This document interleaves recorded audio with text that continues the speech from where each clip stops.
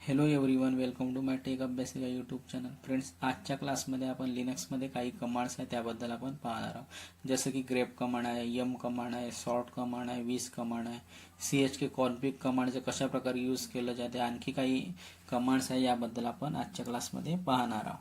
तर याच्या पहिले मी डायरेक्ट कशा प्रकारे बनवतात याबद्दल पण व्हिडिओ अपलोड केलेला आहे, थेअरी आणि प्रॅक्टिकल पण.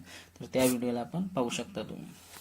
ठीक आहे, 1 बाय 1 मी अपलोड करत आहे, तर त्याच लाईन सिक्वेन्समध्ये तुम्ही व्हिडिओ पहा. तर बघा, यामध्ये मी काही कमांड्स लिहून देत आहे.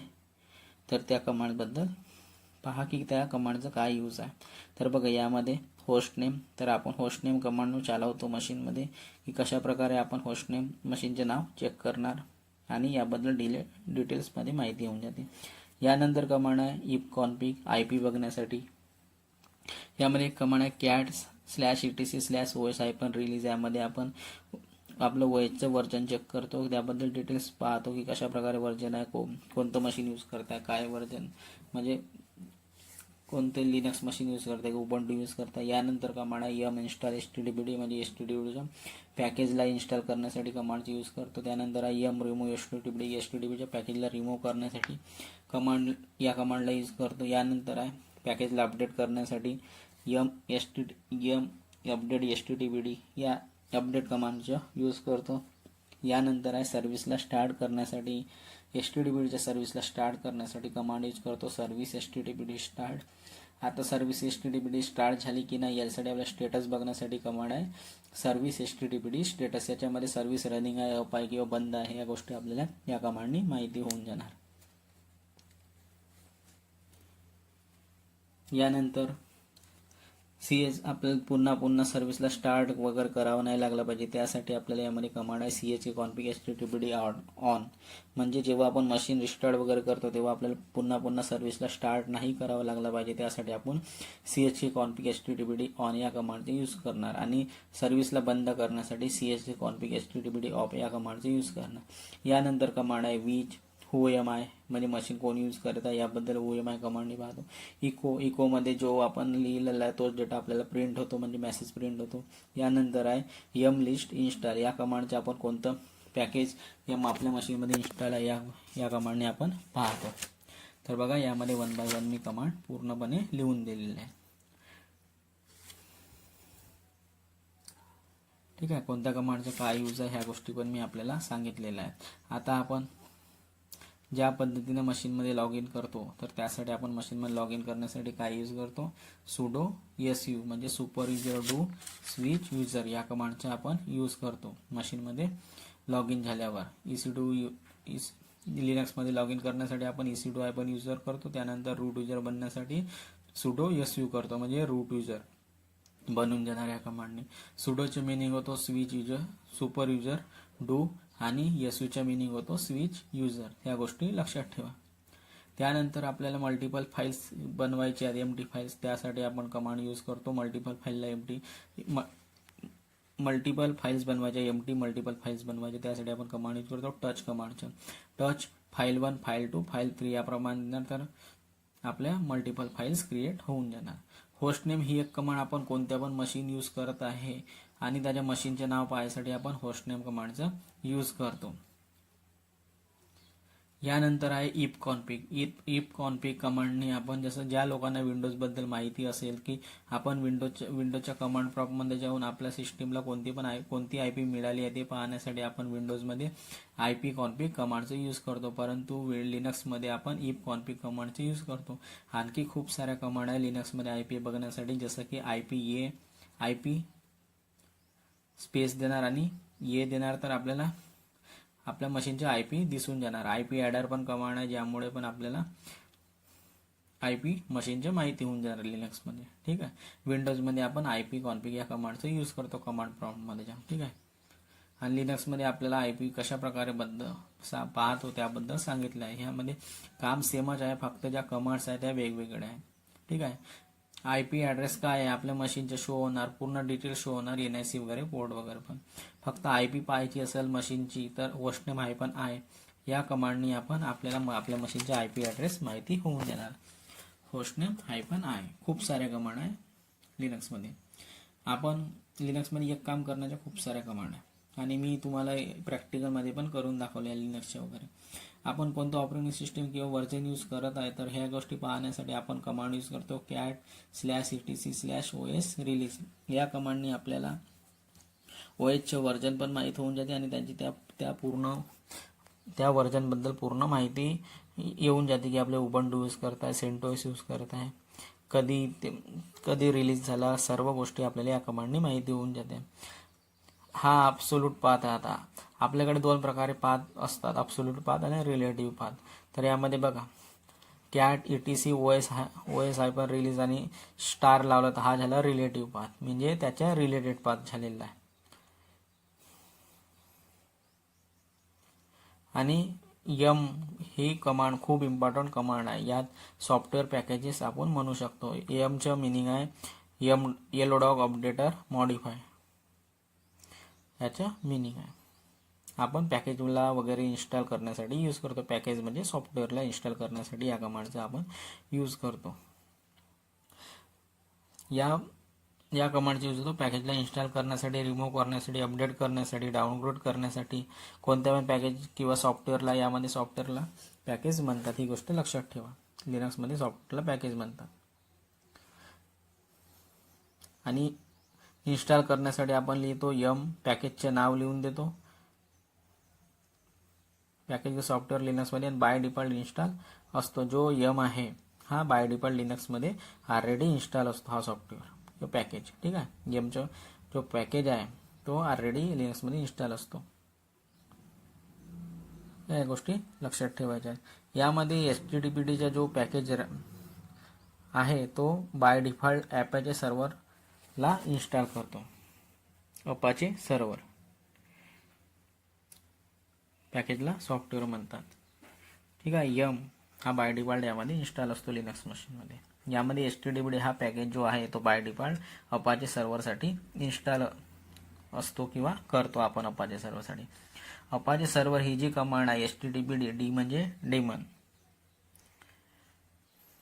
यामध्ये बघा HTTPचे पोर्ट नंबर आहे 80 आणि HTTPSचे पोर्ट नंबर आहे 443, परंतु HTTPला यामध्ये डी लागलेला आहे, तर डी म्हणजे होतो डीमन. तर ही कमांड अपाचे सर्व्हरला बाय डिफॉल्ट इन्स्टॉल करून देते, परंतु बाकीच्या दुसऱ्याला इन्स्टॉल नाही करत. फक्त बाय डिफॉल्ट अपाचे सर्व्हरला इन्स्टॉल करतो. HTTPD म्हणजे डीमन, डीचे मिनिंग होतो डीमन. फक्त अपाचे सर्व्हरला इन्स्टॉल करतो, बाकी दुसऱ्याला कोणाला इन्स्टॉल नाही करत. ठीक आहे,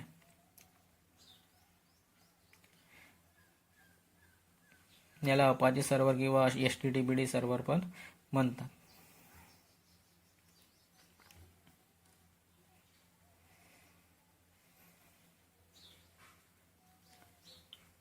बेसिकली HTTPD वेब सर्व्हरला रिस्पॉन्स करतो. तर यामध्ये वेब सर्व्हर अपाचे असणार, तर अपाचेची फाईल यामध्ये डाउनलोड होऊन जाणार या पॅकेजला इन्स्टॉल केल्यानंतर.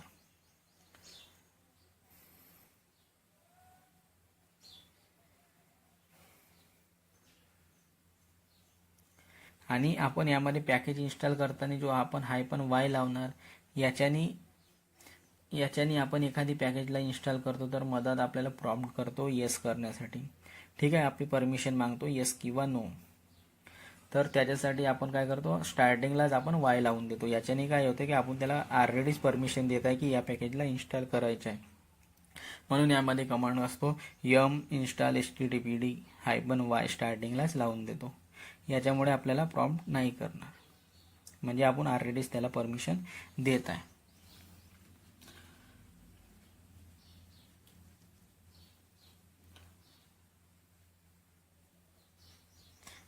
ऑलरेडी परमिशन देऊन देणार, तर आपण त्याला नंतर परमिशन विचारण्याची काहीही गरज नाही आहे. आणि पॅकेजला रिमूव्ह करायचे आहे तर त्यासाठी आपण यामध्ये यम रिमूव्ह HTTPD या कमांडचा आपण यूज करतो.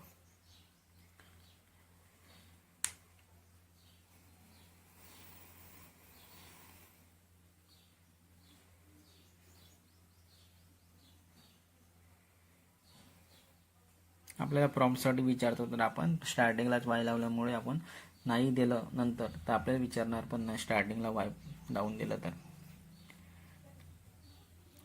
पॅकेजला इन्स्टॉल करण्यासाठी आपण यम इन्स्टॉल HTTPD आणि स्टार्टिंगला आपण हा वाय लावून देतो. नाही लावला आपण वाय तर आपल्याला नंतर विचारतो, प्रॉम्प्ट करतो येस वाय, येस किंवा नो साठी, तर त्यानंतर आपण वाय देतो. तर स्टार्टिंगला नाही दिलं तरी काही प्रॉब्लेम नाही आहे, नंतर पण आपण देऊ शकतो. ठीक आहे. आणि आता पॅकेजला रिमूव्ह करण्यासाठी यामध्ये कमांडची यूज करतो यम रिमूव्ह HTTPD. तर यामुळे या कमांडने आपला जो पॅकेज आहे HTTPचा तो पॅकेज यामधून रिमूव्ह होऊन जाणार. आणि पॅकेजला अपडेट करायचे असेल तर यामध्ये मी स्टार्टिंगलाच कमांड लिहून दिलाय, त्याच कमांडचे यामध्ये यूज करणार यम अपडेट HTTPD-y. यामुळे काय होणार, आपला जो पॅकेज आहे तो अपडेट होऊन जाणार. जे काही त्याचे डिपेंडन्सी आहे, काही लेटेस्ट व्हर्जन वगैरे आहे, ते सर्व यामध्ये या कमांडनी अपडेट होऊन जाणार. मग त्याची डिपेंडन्सी रिमूव्ह होऊन जाणार. ज्या काही डिपेंडन्सी आहे त्या इन्क्लूड होऊन इन्स्टॉल होणार, अपडेट होऊन जाणार. पॅकेज इन्स्टॉल झालं त्याला स्टार्ट ॲक्टिव्ह करावं लागणार. त्यासाठी आपल्याला सर्व्हिसला स्टार्ट करावं लागणार. तर सर्व्हिसला स्टार्ट करण्यासाठी आपण कमांडचे यूज करतो सर्व्हिस HTTPD स्टार्ट. या कमांडचा आपण यूज करतो. आणि सर्व्हिसचे स्टेटस पाहण्यासाठी आपण कमांडचे यूज करतो सर्व्हिस HTTPD स्टेटस. आता या कमांडनी सर्व्हिस स्टार्ट झाली की नाही झाली त्या गोष्टी आपल्याला यामध्ये शो होणार. ॲक्टिव्ह रनिंग किंवा इनॲक्टिव्ह या पद्धतीने आपल्याला शो होणार. तर आता सर्व्हिस स्टार्ट केली आहे तर आपल्याला ॲक्टिव्ह रनिंग शो होणार. आणि HTTPD जो पॅकेज आहे तो बाय डिफॉल्ट अपाचे सर्व्हरसाठी आहे. यामध्ये आपण एवढं कमांड रन केल्यानंतर यामध्ये अपाचे सर्व्हर इन्स्टॉल होऊन जाणार. परंतु आणखी काही कमांड असतात फायरवॉलमध्ये रूल्स वगैरे ॲड पण करावे लागतात. परंतु AWSच्या मशीनमध्ये फायरवॉल वगैरे ऑलरेडी इन्क्लूड असतात, याच्यामध्ये ॲड असतात. आता यामध्ये आपल्याला पुन्हा सर्व्हिसला स्टार्ट नाही करावं लागलं पाहिजे. त्यासाठी यामध्ये एक कमांड आहे chk config HTTPD on. याच्याने काय होणार की जेव्हा पण मशीन आपण स्टॉप करणार किंवा रिस्टार्ट करणार तर तेव्हा ऑटोमॅटिक जो HTTP जी सर्व्हिस आहे ती स्टार्ट होऊन जाणार. म्हणजे आपण सर्व्हिसला स्टार्ट करून दिला या कमांडनी, सर्व्हिस स्टार्ट होऊन जाणार. काम झाल्यावर आपण मशीनला शटडाऊन केलं, आपण जेव्हा पुन्हा मशीनला स्टार्ट करणार तर काय होणार की मशीनची सर्व्हिस ऑटोमॅटिक स्टार्ट, आपोआप स्टॉप असणार तर ती स्टार्ट होऊन जाणार. मला असं पाहिजे की जेव्हा मी मशीन रिस्टार्ट करणार तेव्हा मला सॉफ्टवेअर आपोआप रन झाले पाहिजे, मशीनची सर्व्हिस ऑन असली पाहिजे, स्टार्ट असली पाहिजे. त्याच्यासाठी आपण या chk config HTTP सर्व्हिसच्या chk config HTTPD on या कमांडचा आपण यूज करणार. तर जेव्हा आपण मशीन रिस्टार्ट करणार तेव्हा सर्व्हिस ऑटोमॅटिक स्टार्ट होऊन जाणार. यासाठी आपल्याला chk config HTTPD on या कमांडचा यूज करावा लागणार. तर ही कमांड चालवायची. असं केल्याने जेव्हा पण आपल्या मशीनला रिस्टार्ट करणार तर स्वतःहून HTTPD सर्व्हिस स्टार्ट होऊन जाणार. यामध्ये ऑटोमेशन करून दिलं आहे क्रॉनटॅप सारखं. क्रॉनटॅपमध्ये जसं आपण शेड्यूलिंग करतो त्याप्रमाणे यामध्ये पण ज्या पद्धतीने हे कमांड चालवले chk config HTTPD on तर ॲपचे वेब सर्व्हर ऑटोमॅटिक स्टार्ट होऊन जाणार.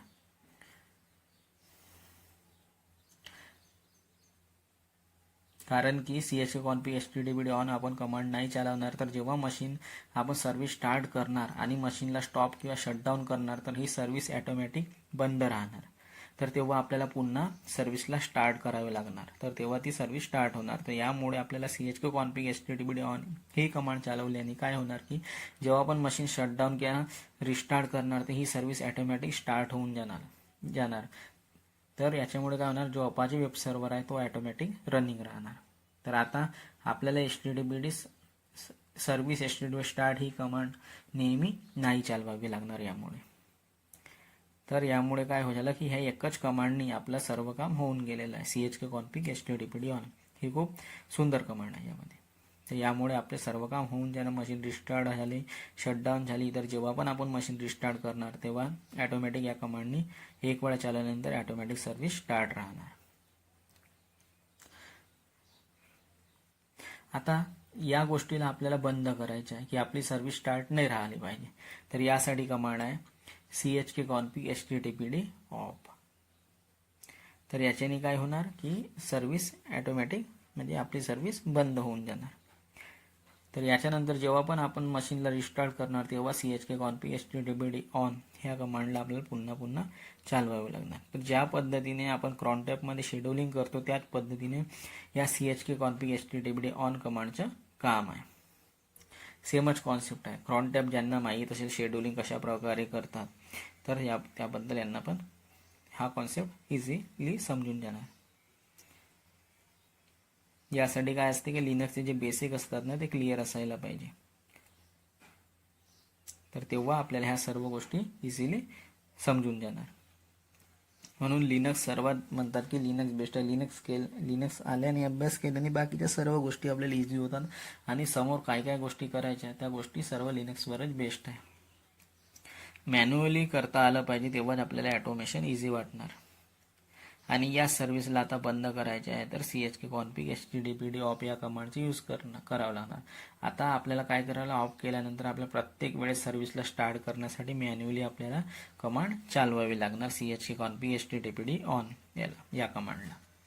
यानंतर आपल्याला mlist इन्स्टॉल कमांड आपण जेवढे पण सॉफ्टवेअर इन्स्टॉल केले त्या सर्वांची आपल्याला या कमांडनी लिस्ट शो होऊन जाणार. mlist इन्स्टॉल की किती पॅकेज या कमांडला मी प्रॅक्टिकलमध्ये पण चालवून दाखवणार. तर तेव्हा पाहाल आपल्या मशीनमध्ये जेवढे पण सॉफ्टवेअर इन्स्टॉल आहे त्यांची सर्वांची लिस्ट शो होऊन जाणार.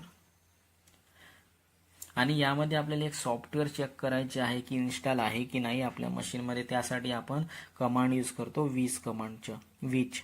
आणि त्यानंतर आपण त्या पॅकेजचं नाव देणार की ज्या पॅकेजला आपल्याला पाहायचं आहे की हा पॅकेज आपल्या मशीनमध्ये इन्स्टॉल आहे की नाही त्या पॅकेजचं नाव देणार. तर त्यानंतर मला जसं HTTPDचं पॅकेज इन्स्टॉल आहे की नाही त्या गोष्टी पाहायच्या त्यासाठी मी कमांड चालवणार विच HTTPD. तर यामुळे मला HTTPDची पॅकेजची माहिती येऊन जाणार की पॅकेज खरंच इन्स्टॉल आहे की नाही. तर ह्या गोष्टी आपल्याला विच कमांडने माहिती होऊन जाणार.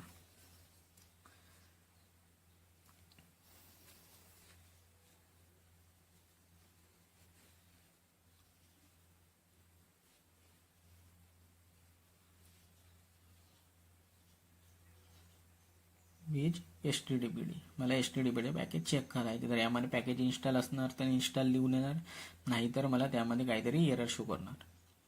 आता यानंतर आपल्याला पाहायचं आहे की आपली मशीन कोणतं युजर यूज करत आहे. त्यासाठी कमांड आहे whoami.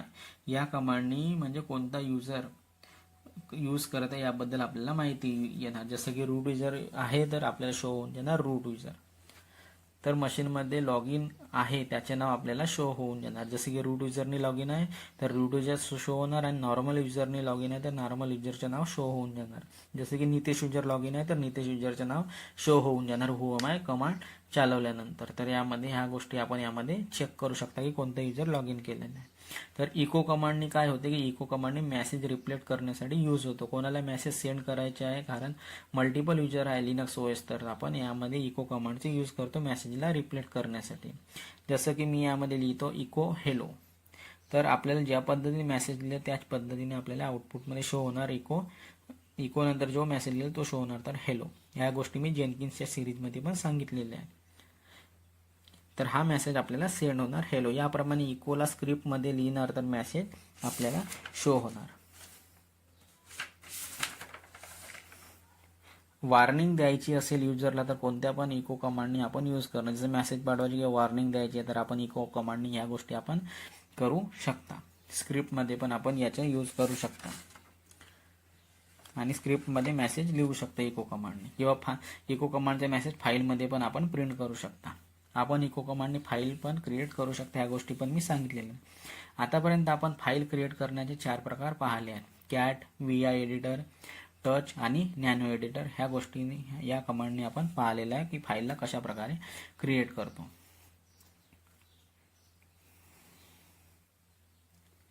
कॅट कमांडनी पण पाहिलं, विम एडिटरनी पाहिलं,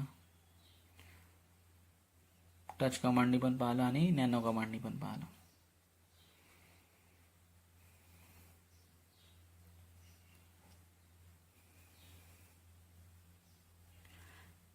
आणि इको कमांडने पण फाईल क्रिएट करून टेक्स्ट फाईलमध्ये आपण इन्फॉर्मेशन फिल करू शकता किंवा मेन्शन करू शकता. तर यामध्ये 4 प्रकार पाहिले आहेत आतापर्यंत, कॅट, VI, टच आणि नॅनो.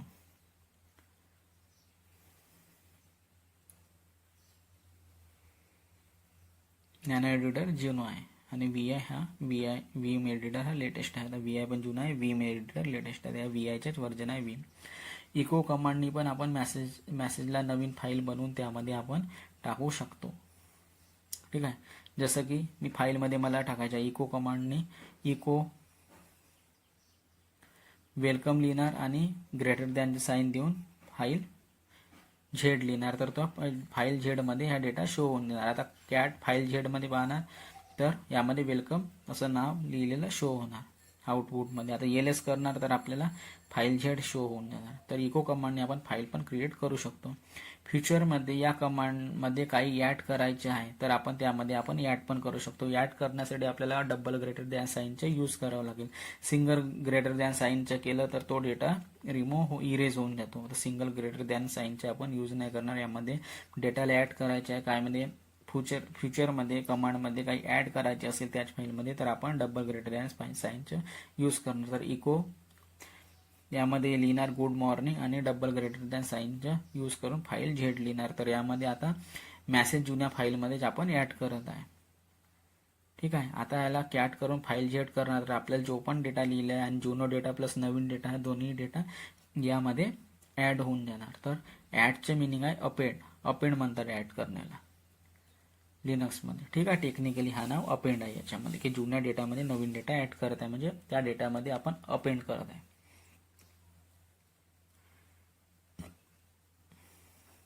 टेक्निकली अपेंड म्हणतात. या अपेंड करण्यासाठी पण आपण लिनक्समध्ये -eचा यूज करतो कमांडमध्ये. याच्या व्यतिरिक्त ही फाईल आपल्याला खाली करायची आहे तर फाईलला एम्प्टी करायची आहे तर त्यासाठी आपण कमांड चालवणार इको ग्रेटर दॅन फाईलचे नाव फाईल झेड.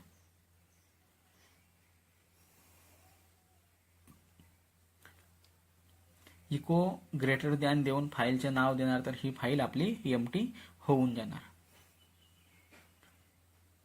आता कॅट फाईल झेड करणार तर आपल्याला ही फाईल आता आपल्याला खाली शो होणार म्हणजे ब्लँक शो होणार.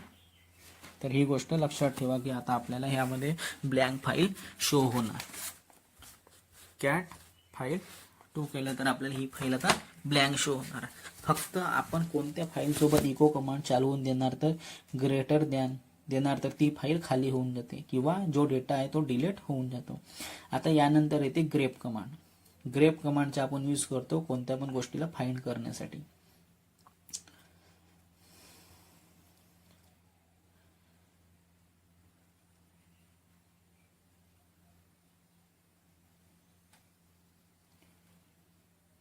तर यामध्ये आपल्याला एम्प्टी फाईल यामध्ये पण मी लिहून देते डबल. तर बघा ही फाईल आपल्याला एम्प्टी शो होणार इको ग्रेटर दॅन आणि फाईलचे नाव लिहिणार. तर ठीक आहे, तर आपली फाईल आता यामधून एम्प्टी होऊन जाणार किंवा डिलीट होऊन जाणार. जो डेटा आहे तो यामधून रिमूव्ह होऊन जाणार. यानंतर येते ग्रेप कमांड. ग्रेप कमांडचे पर्पज आहे आपल्याला आउटपुटमध्ये ज्या पण गोष्टी जसं स्पेसिफिक वर्ड सर्च करायचे आहे फाईलमध्ये कुठे कुठे आहे त्या वर्डला यासाठी आपण ग्रेप कमांडचे यूज करतो. विंडोजमध्ये Ctrl+F या कमांडचे यूज करतो कोणत्या पण वर्डला फाइंड करण्यासाठी. तर लिनक्समध्ये आपण ग्रेप कमांडचे यूज करतो. सेमच कॉन्सेप्ट आहे विंडोज आणि लिनक्सचे.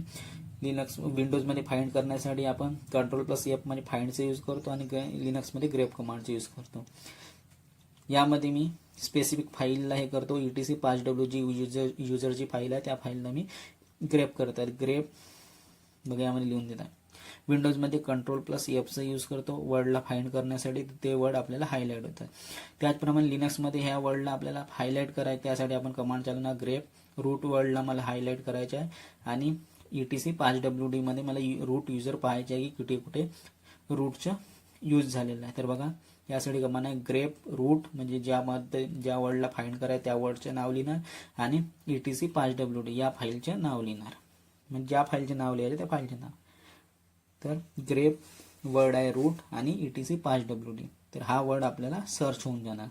तर मला 5wd फाईलमध्ये रूट सर्च करायचे आहे तर त्यामध्ये मी जिथे जिथे रूट आहे त्यामध्ये आपल्याला हायलाइट होऊन जाणार. हे गोष्टी मी प्रॅक्टिकलमध्ये पण दाखवून देणार. तर या पद्धतीने यामध्ये आपण ग्रेप कमांडने सर्च करू शकतो. तर ग्रेप कमांडमध्ये आपल्याला एक्झॅक्ट पाथ द्यावं लागणार. आपल्याला काही गोष्टी फाइंड करायच्या आहेत तर आपल्याला आउटपुटमध्ये ज्यामध्ये रूट वर्ड आहे तो शो होऊन जाणार यामध्ये. तर आता आपल्याला जो वर्ड पण आपण रूट सर्च केला, रूट वर्ड ग्रेप कमांडने, तर आपल्याला रूट वर्ड आहे हा आपल्याला हायलाइट होऊन देणार कलरमध्ये.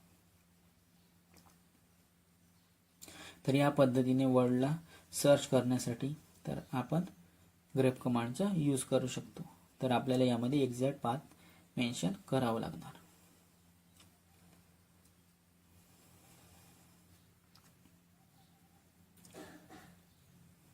तर यामुळे आपल्याला कोणतं पण वर्ड किंवा एक स्ट्रिंग आपल्याला आपण फाइंड करू शकतो ग्रेप कमांडचा यूज करून. तर यामुळे आपल्याला रूट जो वर्ड आहे तो आपल्याला एक्झॅक्ट आपल्याला शो होऊन जाणार, हायलाइट होऊन जाणार. आपल्याला यानंतर यूज करायचा शॉर्ट कमांड. तर यामध्ये बघा शॉर्ट कमांडची यूज कशा प्रकार केले जाते यासाठी आपण एक फाईल लिहिणार. VI एडिटरची यूज करून मी यामध्ये एक फाईल लिहिणार. विम एडिटर फाईलचे नाव आहे ABC वेलकम इंडिया आणि सॉफ्टवेअर लिहिणार यामध्ये आणि फाईलला सेव्ह करणार. फाईलला सेव्ह करण्यासाठी माहितीच आहे escape:W करून बाहेर येणार. यामध्ये आपण सॉर्ट कमांड लावून देणार. तर ती जी फाईल आहे ती अल्फाबेटिकल ऑर्डरमध्ये अरेंज होऊन जाणार. ठीक आहे. सॉर्ट कमांडचा आपण यूज करतो अल्फाबेटिकल ऑर्डरमध्ये वर्डची स्ट्रिंग वर्ड आलेले पाहिजे लाईनमध्ये, म्हणजे अल्फाबेटिकल ऑर्डरमध्ये अरेंज झाले पाहिजे. यासाठी आपण शॉर्ट कमांडचे यूज करतो. अल्फाबेटिकल ऑर्डरमध्ये करायचे आहे तर आपण शॉर्ट कमांडचे यूज करणार. आणि बाहेर येण्यासाठी यामध्ये आपण क्यूचे यूज करणार. क्यू म्हणजे क्वाइट. म्हणजे ज्या पद्धतीने याचे आउटपुट येणार तेव्हा आपण क्यू प्रेस करू शकतो.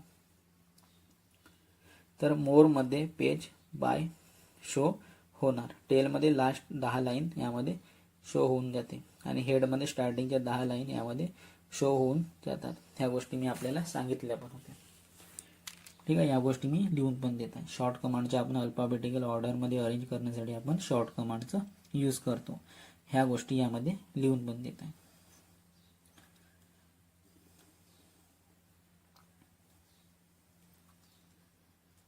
आणि more command, tail command, head command, less कमांडचा आपल्याला यूज माहिती झालं असणार. मागच्या क्लासेसमध्ये ह्या गोष्टी मी सांगितल्या. आणि बाहेर येण्यासाठी यामधून आपण जेव्हा स्ट्रिंग होते तेव्हा आपण क्यू म्हणजे क्यू प्रेस करणार.